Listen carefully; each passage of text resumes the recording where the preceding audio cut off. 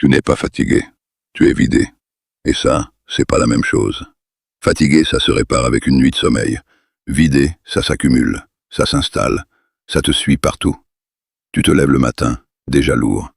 Pas physiquement, non. C'est dans la tête que ça pèse. Tu regardes ton téléphone, tu scrolles, tu compares, et sans t'en rendre compte, tu commences déjà ta journée en te sentant moins avancé, moins heureux, moins en contrôle. Moi aussi j'ai connu ça. Pas avec un téléphone, mais avec la vie. Le travail, les responsabilités, les attentes des autres. Et un jour j'ai compris un truc que personne ne m'avait dit. Ce qui t'épuise, ce n'est pas ce que tu fais, c'est ce que tu tolères.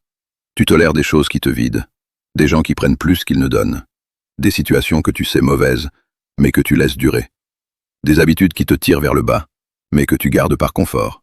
Et à force, tu t'éteins doucement, sans bruit. Sans crash, juste, moins de toi. Tu crois que t'as besoin de vacances? Non, t'as besoin de vérité. Regarde bien ta vie, pas celle que tu montres, pas celle que tu racontes, la vraie, celle où tu fais semblant d'aller bien, celle où tu dis « ça va », alors que ça ne va pas.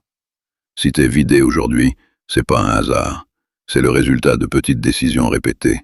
Dire oui quand tu voulais dire non, rester quand tu devais partir, continuer alors que t'en avais déjà assez. Et ça, personne ne va le changer à ta place. Mais je vais te dire un truc simple, pas facile, simple. Tu veux retrouver ton énergie?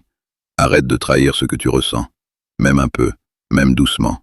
Commence par une chose, une seule, dire non, mettre une limite, couper ce qui te détruit. Au début, ça fait peur, mais après, tu respires, vraiment. Parce que l'énergie, elle ne vient pas de ce que tu ajoutes, elle revient quand tu enlèves ce qui te détruit. Rappelle-toi bien de ça. Tu n'es pas fatigué, tu es vidé.